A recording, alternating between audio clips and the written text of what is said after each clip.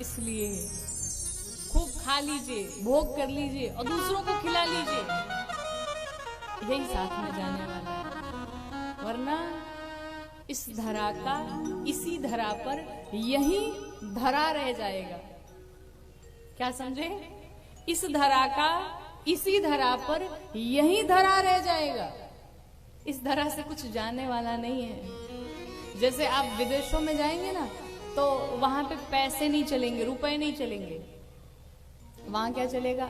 वहां पाउंड चलेगा। लंदन जाएंगे तो पाउंड चलेगा, रुपए नहीं चलेंगे। नीदरलैंड जाएंगे तो यूरो चलेगा। अलग अलग करेंसी चलेगी। तो फिर हमें क्या करना होगा? कैसे काम चलेगा फिर भाई बाहर में? उसका सिर्फ एक उपाय है कि भाई यहां से हम बैंक बैलेंस बना के रखें और वहां जाके निकाल ले, तो फिर वो यहाँ का पैसा वहां में कन्वर्ट हो जाएगा। उसी प्रकार से यहाँ का पैसा भगवान के यहाँ काम नहीं करेगा। ये पैसा लेके भगवान के पास नहीं जा सकते। वहां की करेंसी अलग है।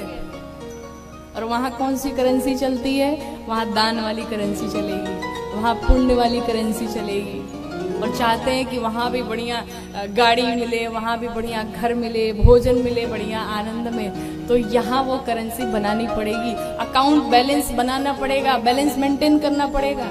और जिसका बैलेंस बिल्कुल खाली है तो फिर यहीं आ जाएगा। इसलिए पुण्य कर लीजिए, जितना हो सके भजन कर लीजिए, जितना हो सके भगवान का नाम ले लीजिए, क्योंकि सबसे बड़ी जीवन की कमाई महाराज यही है, बाकी कुछ नहीं है। भगवान शंकर माँ भवानी से कहते हैं, देवी जिसकी जिह्वा ने, जिसके मुख ने भगवान का भजन नहीं किया, वो जिह्वा नहीं, कहा दादुर की जिह्वा के समान है। कहा देवी आपकी सब बातें मुझे ठीक लगी, लेकिन जो एक बात आपने कही कि सगुण और निर्गुण दोनों अलग अलग हैं, ये बात ठीक नहीं है। देवी सगुण और निर्गुण में कोई भेद नहीं है। भगवान का कोई अपना रूप नहीं होता, भगवान का कोई अपना स्वरूप नहीं होता। भगवान को तो भक्त जो स्वरूप दे देता है, भगवान उसी स्वरूप में चले आते हैं। भक्त भगवान से कहता, प्रभु इस बार इच्छा हो रही आप धनुष बाण लेकर के आइए। मेरे प्रभु राम बन के चले आते हैं। भगवान से भक्त कहता है, प्रभु अब की बार धनुष न लेके आइएगा, अब की बार बांसुरी लेकर के आइएगा। भगवान कृष्ण कन्हैया बन के चले आते हैं। भगवान का कोई अपना स्वरूप नहीं है। भगवान को स्वरूप तो भक्त देता है। जिस स्वरूप में भगवान को बुलाया भक्त ने, उस स्वरूप में भगवान चले आए। सिर्फ बुलाने वाला चाहिए, सिर्फ बुलाने वाला चाहिए। और हम क्या कहते हैं, कलयुग चल रहा है महाराज, भगवान कहाँ मिलेंगे? इस कलयुग में भगवान नहीं मिलेंगे।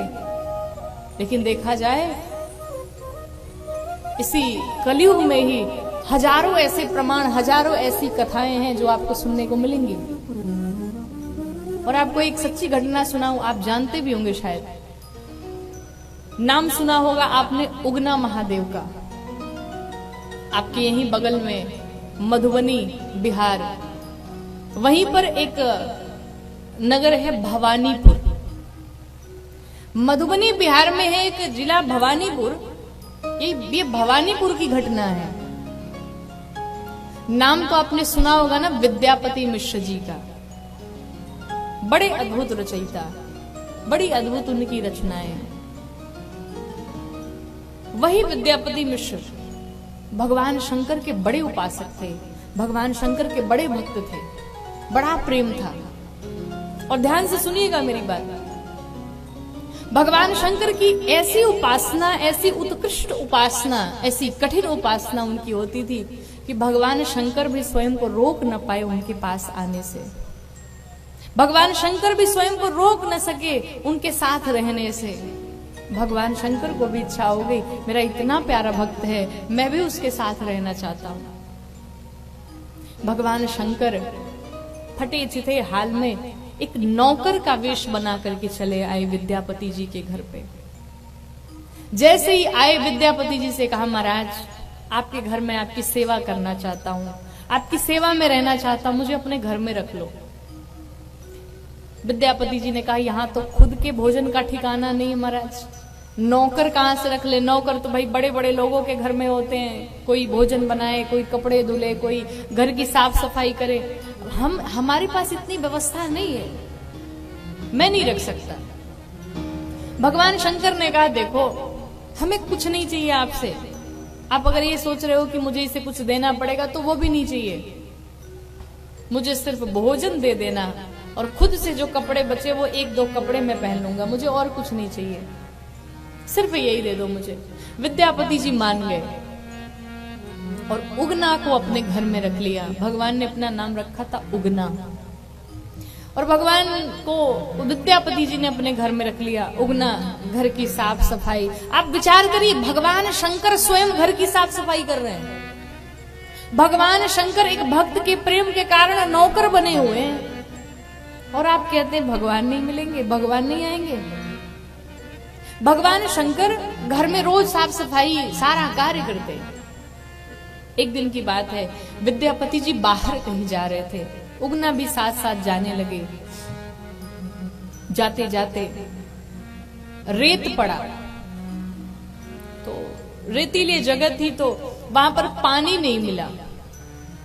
विद्यापति जी को बड़ी जोर की प्यास लग गई, अब कहां से पानी पीते? तो उगना से कहा, उगना सुनो, मुझे बड़ी जोर से प्यास लगी है, एक काम करो पानी की व्यवस्था करो। तो उगना तो साक्षात भगवान ही थे, उनको क्या पानी की व्यवस्था करनी। महाराज थोड़े किनारे हुए भगवान, और किनारे होकर के जटाओं में से थोड़ा सा गंगा जल निकाला और एक गिलास भर दिया। पानी लेकर के पहुंचे विद्यापति जी के पास। विद्यापति जी को प्यास लगी थी और सो पानी पी लिया। लेकिन जब पानी पी लिया तो उन्हें एहसास हुआ कि ये तो पानी कुछ और ही लग रहा है, इसका स्वाद तो कुछ और ही है। अब भाई एक साधारण पानी में और साक्षात गंगा मैया का जल मिल जाए, बहुत अंतर है, वो तो अमृत है। विद्यापति जी ने कहा इसका तो स्वाद ही अलग है। और ये बताओ, ये चारों तरफ तो रेत दिख रहा है, तुम्हें पानी मिला कहां से?